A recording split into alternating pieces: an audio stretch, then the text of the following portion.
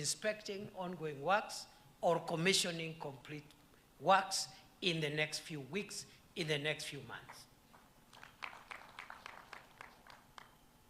Because of the way the economy was 2 years ago, the country did not have a way to deal with some of the infrastructure projects that had stalled.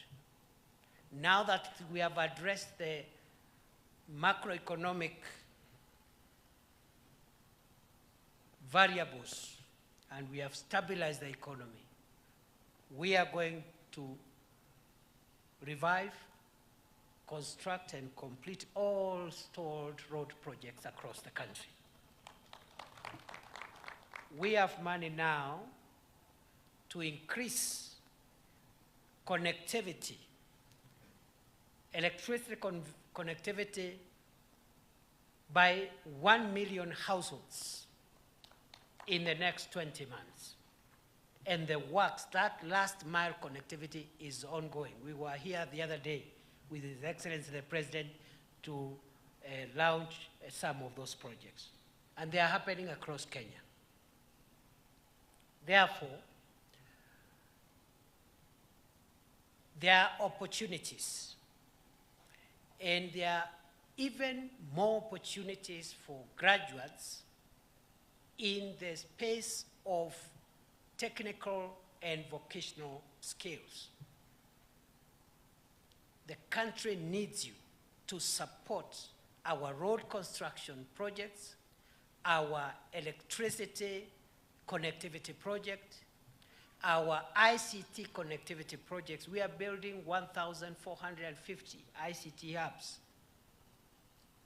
bigger than the Jitume lab here, which I have seen doing wonders. And on the lab, I have said I am going to multiply the number of computers. The government will provide another 100 computers so that the students here who wants to do a side hustle for ICT and digital jobs can get more space. The community around here, young people, instead of staying in marketplaces doing nothing and you're educated, you can use that lab, go online, look for a digital job and earn some money instead of staying at the market waiting for someone to give you 100 shillings so that you can heckle their opponent. We must transform our young people to a resource for the country, which they are. And for us to do so, we must provide opportunity. And therefore, what we have done, as the minister has said, the education minister and the PS, first of all, we have adjusted the curriculum for vocational and technical training to align it to the needs of industry, so that when you graduate, there is work, there are people who need your skill. Because we have had a curriculum which was just teaching concepts and formulae and principles, but when you graduate, you have the certificate, but nobody needs your skill. So we have revised our curriculum now. That's what the minister and the PS was calling the competency-based education and training curriculum for TVETs. Some of the opportunities we are getting for young people, especially under the labor mobility program, are in areas which we must develop quick courses, short courses, 2-3 weeks, and then you have a skill, you have a certificate that helps you get a job locally and abroad. So we are adjusting the curriculum. But also, we have passed, Cabinet has passed a policy on a policy that allows the recognition of prior learning. There are many skilled people, craftspeople. They can actually put together a table, but they don't have any carpentry qualification. They have some knowledge given by God, some talent. Some have knowledge even in very sophisticated things like automotive engineering. They can repair a car, they can repair a machine. They've never gone to any school. So right now, it is possible for such people to come here at Ollessos National Polytechnic or another TTI offering the course for a very short period because they already have the knowledge, but they have no papers. So when there are job opportunities, they can't apply because they have no certificate. So they come for a very short period of time, they get their certification, and through what we call recognition of prior learning. The third thing we've done, and again, both the minister and the PS talked about it, the government, I think just 2 weeks ago, the cabinet passed what we call the dual training policy. The dual training policy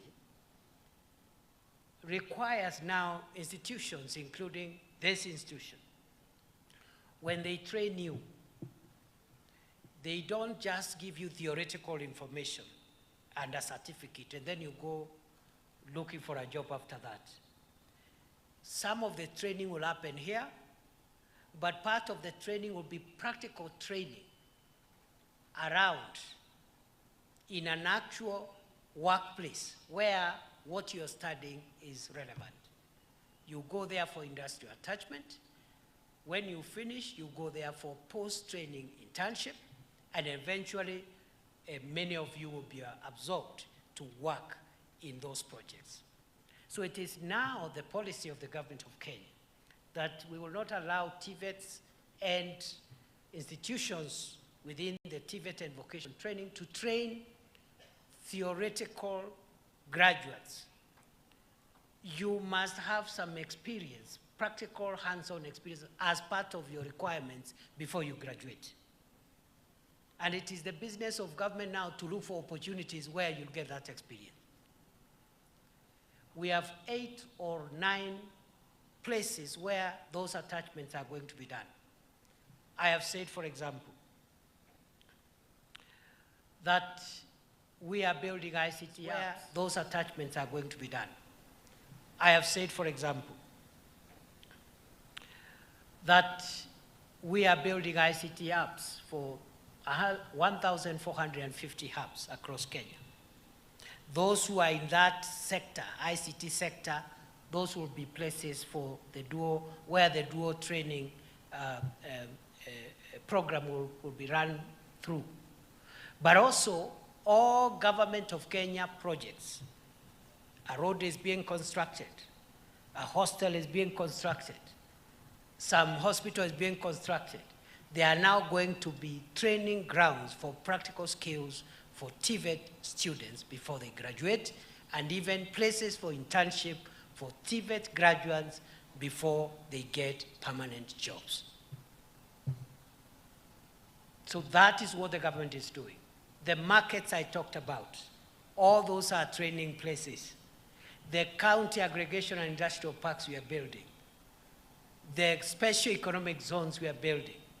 We are building one in Eldoret, one in Busia, one in Murang'a, one in Nakuru, and one in Kwale.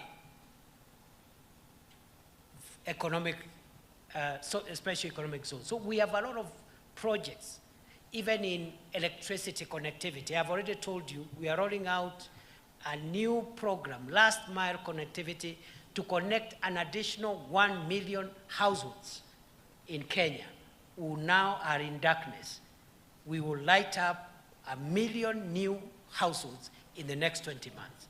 So those projects, we will require internships, industrial attachment for our students. We are also engaging the county government so that also in their projects, they provide that opportunity for both students and graduates of TVET. So, graduates, you are looking at the Deputy President here today and wondering, please, Mr. Deputy President, are you assuring me that I have an opportunity? Are you just saying that it is going to be okay? I want to confirm it is going to be okay. We take youth empowerment and creation of jobs and opportunity for young people so seriously that, as some of the speakers have said, we are creating jobs at home, but we are also creating digital jobs. And thirdly, for those who can't get immediately an opportunity at home or can't get a digital job, we are also out there saying, if you're a young person and you get a job in Dubai, please go and do it. And don't be lied by someone, because there's no difference. If you, for example, are born in Lodwar, okay, or maybe Kisumu. Many people are born in those places, but they work in Nairobi. They have not left where they were born. They are still people from those places, and they go home every 3 months, every 6 months, every year. You can work in Dubai and visit your home every 3 months, every 6 months, every 1 year. In fact, you reach here faster. From Dubai to Nairobi, you are faster in Kenya than someone who works in Mombasa and comes from Kapsabet. And please, we are not sending or exporting the people of Kenya. We are asking them to get a job anywhere. Here, digital, or abroad. So tunasema kazi kwa ground, kazi mtandaoni, kazi majuu. Anywhere. Because when President Ruto was campaigning, his slogan, and the slogan of our party was kazi ni kazi. Si namna hiyo? Kazi kwa ground. We have now construction sites across the country. Across the country, we are putting up a housing program, affordable and social housing program. We are rolling out a massive affordable and social housing program. These are places where many of you, again, are going to find attachment, internship, and jobs. That program alone, housing program, forget about all the other programs I've talked about. Depending on how many projects are ongoing, because some of them are now starting to complete, others are starting, we are engaging between 160,000 and 250,000 young people every day in the housing program. And every day they go home with 1,000 shillings minimum. And it will be like that for a year, for 2 years, for 3 years, for 4 years. But you see, someone will tell you what will happen after the housing program, maybe after 4 or 5 years. By that time, we will have brought new programs. And for a young person, you're better off having a short-term job than no job at all. True or false? Instead of asking our young people to wait until they get a permanent and pensionable job, if there's a job that can help them earn a living daily for a year, for 2 years, please do it, as we also look for the long-term job. Ni kweli ama si kweli? Mnakubaliana na mimi? That is the way we transform our country. So we are very clear in our mind. You have heard from this person, the Kenya Maritime Authority CEO. This government has created 5,451 jobs in the maritime industry, seafarers. We want to upscale it to 10,000 every year going forward. The evidence is here. You've heard the KMA CEO saying their jobs. So you wonder, who is this person seated with a phone somewhere in a corner, and most likely they have a job themselves, and they are discouraging Kenyan youth from getting a job. If the job the youth is getting is outside the country, they say, don't go, wait here. And then they have a job. So we are telling our young people, and our kazi kwa ground. Kazi kwa ground, the Kazi kwa Ground program involves hiring young people in the government, public sector, we are still hiring. It involves helping the private sector to create more jobs. We are doing that because now, again, the economy has stabilized. Interest rates are coming down. Many businesses will now going forward access credit a little more than before. They'll employ a few more Kenyans. So hiyo yote ni kazi kwa ground. Those who are doing the markets I talked about, the ICT apps, the KIPES, the special economic zone, hiyo yote ni kazi kwa ground. Private sector, public sector. Those in the ICT sector, the digital jobs, hiyo pia ni kazi. Those that get jobs, kazi kwa majuu, pia hiyo ni kazi. You go there, you work, you save, you invest at home. After 5, 6 years, if you want to come back, you come back, this is your country. It's as simple as that. And that's why we are not calling it anymore labor migration. We are calling it labor mobility. Labor mobility means you are from Ollessos, you get a job in Eldoret, that is labor mobility, isn't it? Or you get it in Mombasa, labor mobility. You get it in London, labor mobility. Because when you say labor migration, it appears like you sending people away. So that is the program we have for you young people. Our country is great. Our country has potential. We are depending on you to take this country to the next level.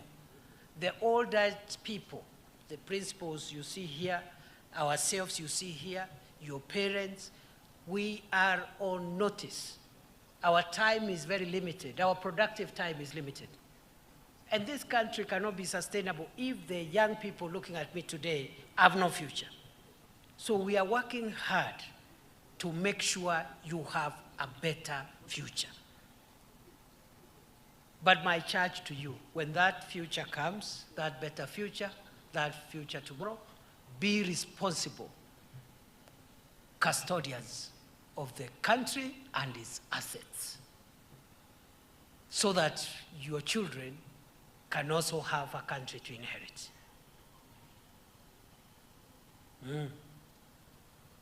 I know many young people, they complain about corruption, they complain about I don't know what, but they themselves are just waiting for an opportunity to be corrupt.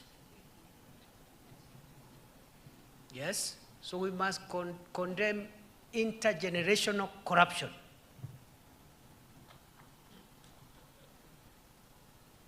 Can I repeat that? We must condemn intergenerational corruption. Corruption by the old people is corruption, and it is bad. But also future corruption is bad, because it will destroy our country tomorrow.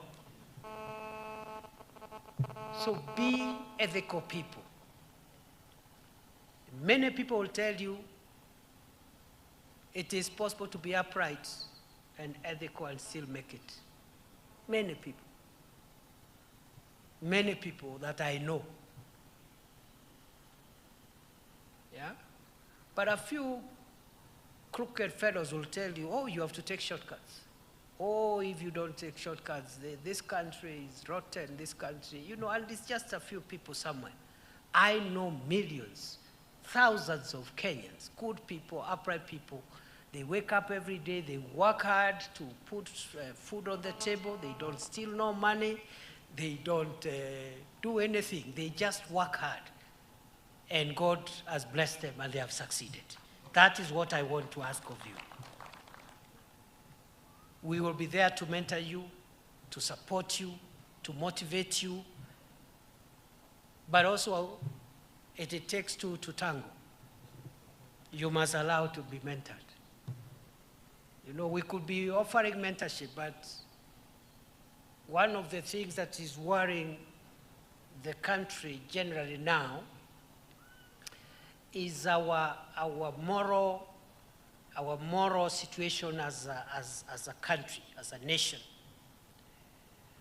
And I say so because I'm talking to young people. You are more powerful than your parents. You are more powerful than us because you have more knowledge than our generation. because of technology. You have better exposure that we didn't have when we were young. So you have greater potential than all of us. But you must allow to be mentored, because there are things that are not taught in Ollessos National Polytechnic. They are not taught in any university.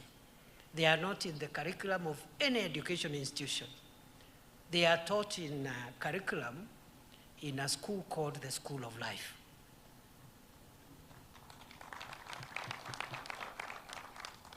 That's where mentorship comes in. Even these MPs you are seeing here, first-time MPs, you can see many of them are very good leaders, and one of the reasons why we invite them to go with us is so that they can also pick one or two things from older politicians like myself and others, so that they don't make, because some things are not, it's not enough that you're an MP, it's not enough that you're a deputy president, it's not enough that you're a PS. There is another curriculum, and it continues for the entire lifetime. It's called the School of Life. So please allow to be mentored, to be helped, allow suggestions. I say that because I served as the country's security minister the last 2 years. And we had some challenges, especially in our engagement with young people who had very legitimate concerns about how we run government, about corruption, and so forth. But other than the legitimacy of the issues, we are also concerned on how we can change our way of engaging as a country, young people and older people, people in government, people out of government, without violence, hatred, division, and destroying the economy. Yeah. There must be ways of engaging and telling us the truth without doing those things, without violence, without hatred, without division, and without destroying the economy. And so we will continue with this conversation. We have a lot of hope in you, young people. We treasure you, we value you. But what I noticed is that some of them who were appearing on the media, they were saying, there's nothing these people can tell us. We know everything. There's nothing we don't know. So it is not possible that you know everything and you can't be told anything, and you are the only one who can tell us everything. It's not possible. It's not true. That old mama, that old mzee who has sacrificed his earnings to pay fees here, struggling, may not have gone to school like you, doesn't have any certificates, but that person can give you a word that can help you sustain your very powerful qualifications into the future. Let's not be a generation of know-it-all. You know everything. There's nothing I can be told. But I can tell you everything because I have internet and I have Googled. Everything is on Google. Much of that information there is not verified in that Google thing. And number two, there is a school of life, and that curriculum is oral. Like now I'm delivering part of that curriculum now.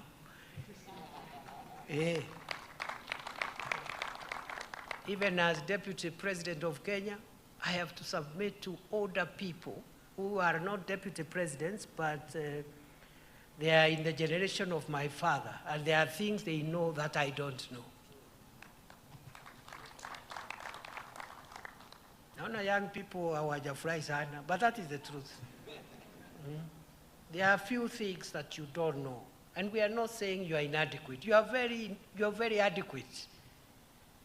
But there are a few things that will help you now transact with your assets, the qualifications, and become powerful, influential, and consequential.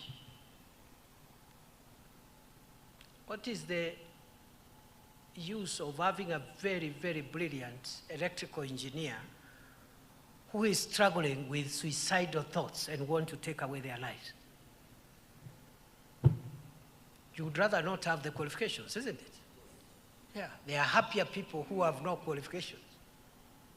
So we must look at the software of the nation. That is my message today to the young people listening to me. As we pursue education, qualifications, jobs, wealth, power, influence, let us pursue virtues that makes us human. Honesty, hard work, discipline, humility, and so forth and so forth. And we will be very, very, very impactful now and in the future. I wish you the best. Nawatakia kila la heri.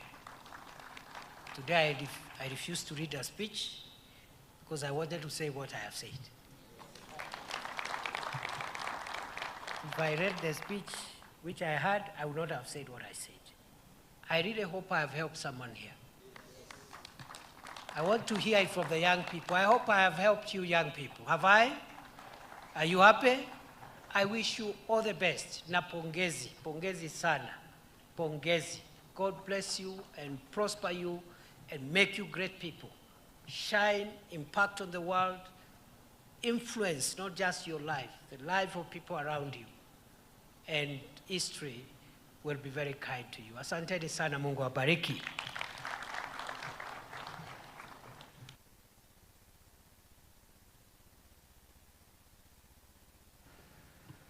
Asante sana. Tafadhali kwa ruhusa yako Mheshimiwa Naibu wa Rais, naomba sote tuketi.